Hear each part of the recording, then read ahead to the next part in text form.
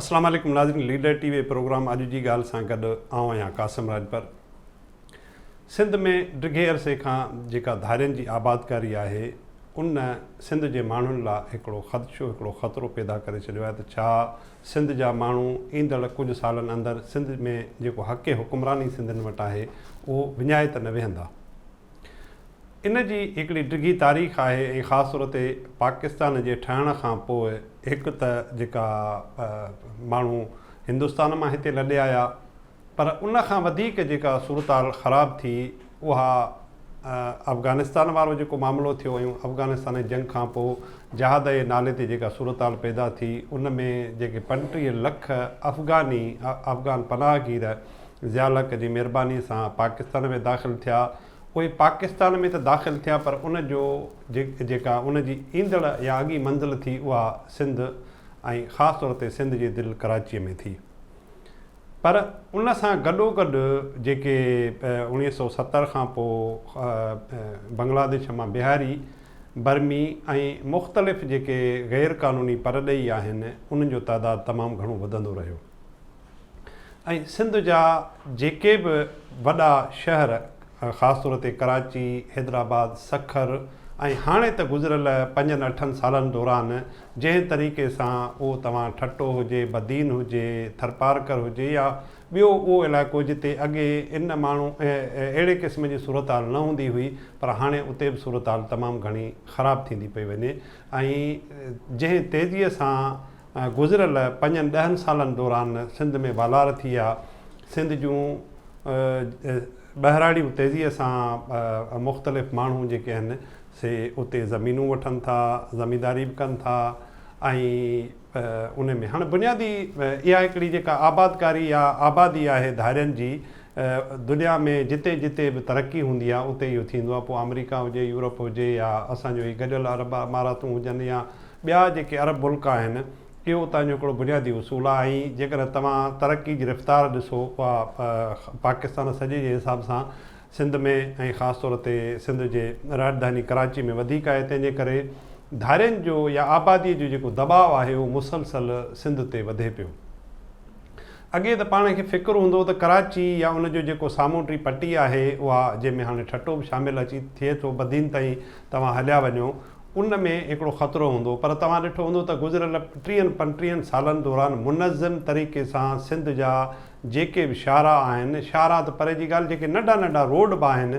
उते तमामु घणियूं होटलूं खुलियूं जिन धारियुनि माण्हुनि पहिरीं त किराए ते अचे होटलूं वरितियूं ऐं उन खां पोइ उहे उतां जा मालिक थी विया ऐं संदसि ई जेका फ़लस्तीन वारी सूरत हाल थी त पोइ अॻिते हली उतां जा सिंधी जेके मालिक हुआ अॻिते हली उन्हनि वरी होटल वारनि जा या दुकानदारनि जा मुलाज़िम थिया। हीउ जेको 2 ॾींहं अॻु में ठट्टे में वाक़ियो पेश आयो आहे उहो भाई ठट्टो डिघे अरसे खां वठी अहिड़ी सूरत हाल खे मुंहुं ॾेई पियो। असां ज़ाती तौर लीडर टीवी जे वसीले जांच कई थी असुलु मसइलो आहे छा, त भई ठट्टे या बदीन, ॻाढ़ो, गारो, सिजावल, उन सां गॾोगॾु जेको सॼो पुराणो ठट्टो ज़िलो आहे उते अहिड़ी क़िस्म जी सूरत हाल आहे छा। त उन में जेके अंग अखर मिलिया या जेका मालूमात मिली उहा ॾाढी हैरान कंदड़ आहे त जेको मक़ामी माण्हू आहे जेकॾहिं उहो का ज़मीन जो टुकड़ो विकिणे थो, को कारोबारी दुकान विकिणे थो या प्लाट को विकिणे थो कमर्शियल एरिया में, जेकॾहिं मक़ामी जेको सिंधी माण्हू आहे उहो 5 या 8 लख रुपए में वठे थो पर उन जे निस्बत जेको धारियो अफ़गानी या पठान आहे उहो उनखे 3-4 क़ीमत ते बि ॾियण लाइ तयारु थी थो पए। तंहिंजे करे मक़ामी माण्हू जेको आहे उहो तरजीह ॾियनि था पंहिंजे सिंधी खे विकिणण बदिरां कंहिं धारे या अफ़गानीअ खे ॾियनि था जीअं हुननि खे जजा पैसा मिली सघनि। हाणे पाण जेको फ़लस्तीन वारो पिटको आहे उहो त अॼु ताईं पिटियूं पिया था पर कॾहिं बि असां उन सूरत हाल खे सिंध जे पस मंज़र में ॾिठो ई कोन्हे को या सिंध जी सूरत हाल खे पाण हुन सां भेटींदे कॾहिं गौर फ़िक्रु कयो ई कोन्हे त हीअ जेका सूरत हाल आहे, जेको आबादीअ जो दबाव आहे, जंहिं तरीक़े सां कराची वञी हाणे अॻे पाण चवंदा हुआसीं त हैदराबाद सां इन सां नूरियाबाद सां मिली आहे पर हाणे मामिलो नूरियाबाद खां अॻिते टपी वियो आहे ऐं वञी लॻभॻि ईंदड़ 15-20 सालनि में कराची हैदराबाद जेके आहिनि से लॻभॻि ॻंढिजी वेंदा। हाणे जेका इहा सूरत हाल आहे उहा यकीननि सिंध जे माण्हुनि लाइ हिकिड़ी अलार्मिंग पोज़ीशन आहे, ख़तरे जी घंटी आहे। ऐं उन में असांजो साञाबंद सियासी जमायतूं, शागिर्द, मज़दूर, पोरियत या जेको बि आहे उहो मुकमल तौर ते अॻो निंड सुतो पिया। मूंखे यादि आहे त जनरल परवेज़ मुशर्रफ जे दौर में सिंध जो घरू खाते जो सेक्रेटरी हूंदो ब्रिगेडियर निसार महर साहिबु, उन हिकिड़े ॾींहुं प्रेस कॉन्फ्रेंस कंदे हिकिड़ी हैरतनाक ॻाल्हि ॿुधाई त हुन ॿुधायो त सिंध जे जेका ही ख़ासि तौर ते कराची आहे या सिंध जा ॿिया वॾा जेके शहर आहिनि उन्हनि में धारियुनि जी जेका सर्वे न सिर्फ़ु असांजी लोकल पुलिस इंटेलिजेंस ब्यूरो या जंहिंमें असांजूं ॿियूं ॿई जेके वॾियूं फ़ौज जूं इंटेलिजेंस एजेंसीज़ आहिनि उहा मुमकिन आहे मूं वटि अॼु बि जेकॾहिं मां काग़ज़ ॻोल्हियां त उहा रिपोर्ट मूंखे मिली वञे, तमामु जामिया आहे। त उन रिपोर्ट में हैरतनाक ॻाल्हि ॿुधाई हुननि त 35 लख ग़ैर क़ानूनी परॾेही आहिनि जिन जो हिन धरतीअ सां को बि वास्तो कोन्हे, उहे सिर्फ़ु ऐं सिर्फ़ु कराची में रहनि था, बाक़ी ज़िलनि जा अंग अखर उहे कुझु धार हुआ। हाणे इहा जेका सूरत हाल आहे इहा अॼु खां पाण लॻूं था या मां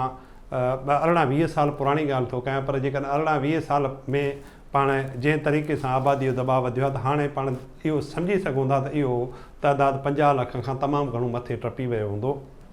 ऐं जीअं सॼे मुल्क में ग़ुरबत या बदमनी वारी सूरत हाल आहे त साॻिए तरीक़े सां उन जो असां ते दॿाउ वधे थो। हाणे उन सिलसिले में आइन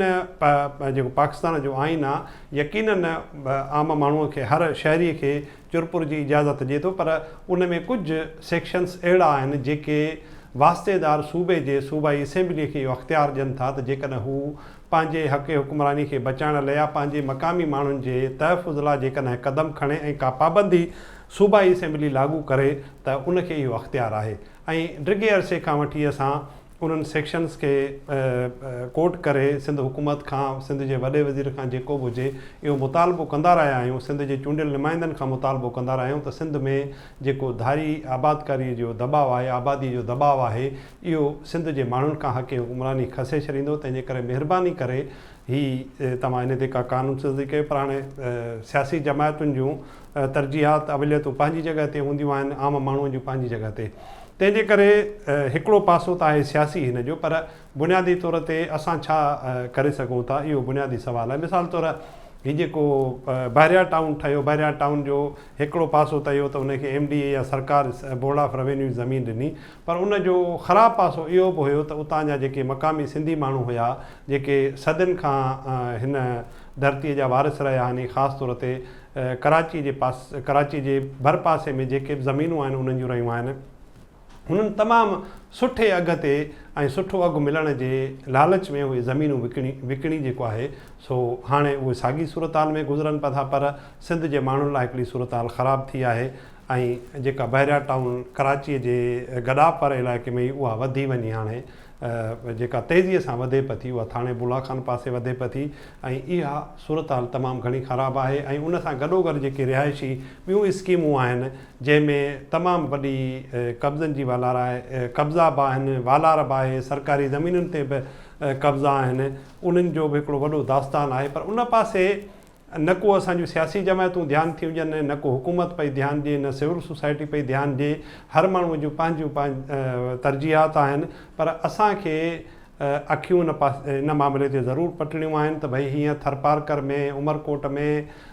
या उमरकोट सॼो ज़िलो हुजे, खैरपुर हुजे, नवाबशाह हुजे, नौशहरो हुजे, सिंध जो को बि अहिड़ो शहर टाउन या उन खां ॿाहिराड़ी न बची आहे जिते धारियुनि पंहिंजूं आबादियूं ऐं कॉलोनियूं न अचे आबाद कयूं आहिनि। ऐं तव्हांखे हर 2-3 महीने अहिड़े क़िस्म जो वाक़ियो मिलंदो त फलाणे इलाइक़े में अॼु अफ़गाननि या पठाननि जेको आहे से जेके गैर क़ानूनी तरीक़े सां रहियल हुआ उन्हनि मक़ामी माण्हुनि खे मारकुट कई, के केस दाख़िल थिया, के फुरलुट थी। हाणे अहिड़े क़िस्म जी जेका सूरत हाल आहे हाणे आहे, तव्हां सम्झो त जेकॾहिं इहो आबादीअ जो दॿाउ न रोकियो ऐं आबादीअ जो दॿाउ जेको मुसलसल जेको वधंदो पियो अचे उनखे न रोकियो वियो त सिंध जा मक़ामी माण्हू पंहिंजे तहफ़ुज़ जे हवाले सां जेको उन्हनि खे हिकिड़ो ख़तरो ऐं ख़दशो आहे उहो दुरुस्त साबित थींदो। तंहिंजे करे सिंध जे माण्हुनि खे हिन प्लेटफॉर्म वसीले गुज़ारिश कंदासीं त महिरबानी करे इहे जेके तव्हां वटि 2-3 वेसा पंहिंजे अबाणी मिल्कियत आहे उनखे पंहिंजो करे पंहिंजो रखो ऐं जेकॾहिं तव्हांखे ज़रूरत आहे त महिरबानी कयो पंहिंजो जेको मक़ामी सिंधी आहे उन खे ॾियो, बजाए इन जे तव्हां ॿिनि 4 रुपयनि जी लालच जे करे पंहिंजी धरती तेज़ीअ सां जेका तव्हांजे पेरनि जे हेठां खिसकी रही आहे उन में इहो जेको ॾोह आहे उन में बराबरि जा शरीक थिया थियो। तंहिंजे करे महिरबानी करे इहा जेका ग़लति तरीक़ो आहे उनखे जेतिरो मुमकिन थी सघे ख़तमु कयो। उन सां गॾोगॾु सियासी जमायतुनि सिविल सोसाइटी खे गुज़ारिश कंदासीं त सिंध हुकूमत ते दबाव विझे त